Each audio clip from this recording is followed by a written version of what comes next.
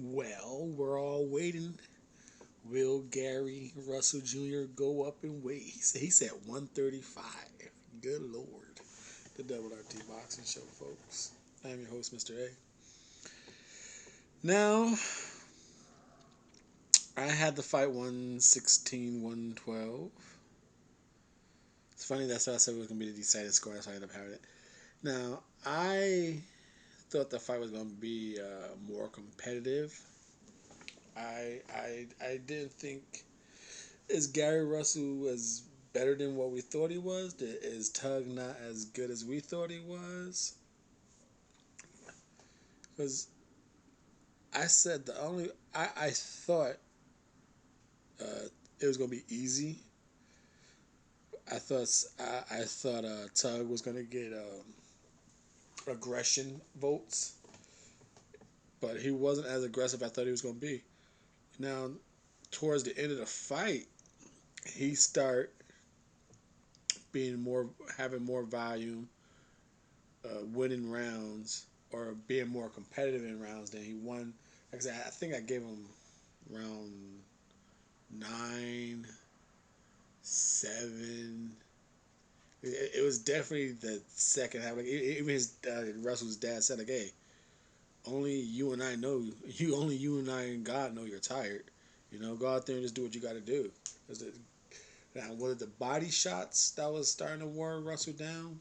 The size of Tug doing it, but what started it off put Tug behind was we said it. In order for Tug to win this fight, he's going to have volume and he's going to have to be first. Russell was just first. Like for the first 5 rounds, it was Gary was being first. You know, even with that jab that wasn't touching anything, wasn't hard. Like a lot of the jabs was missing, but it was just out there, disrupting him. And then the shots he was landing, he kept Tug almost like hesitant to punch, not hesitant to punch, but just really cautious of the counters and making him rethink the distance. Gary moved around the ring pretty well. And we said Gary's going to throw those combinations because the second half of the fight when he was able to get um, points, Tug be aggressive and have Russell against the ropes and throw a combination, and Russell just throw his fast speed and just spin right out.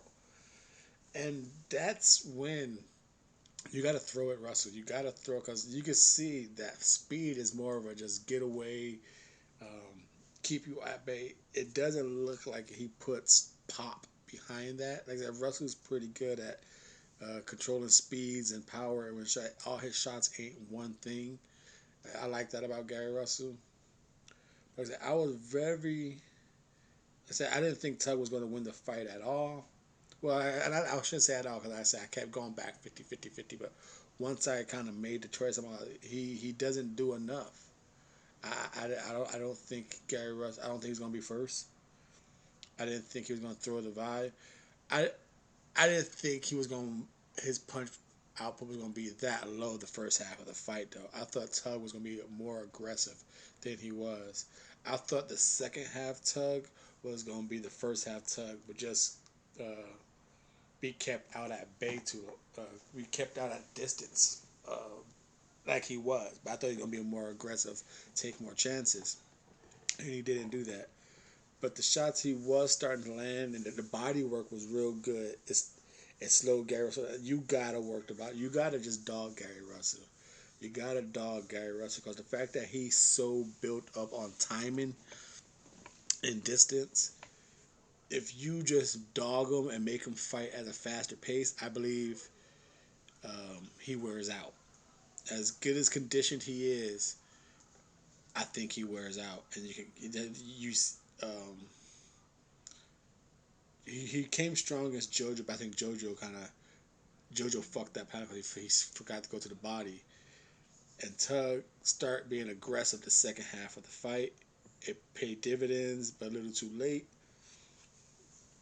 Um, I was definitely Now this fight is has my round of the week. I'm trying to think, can it be round of the year? Stay tuned in for February's weekly recap.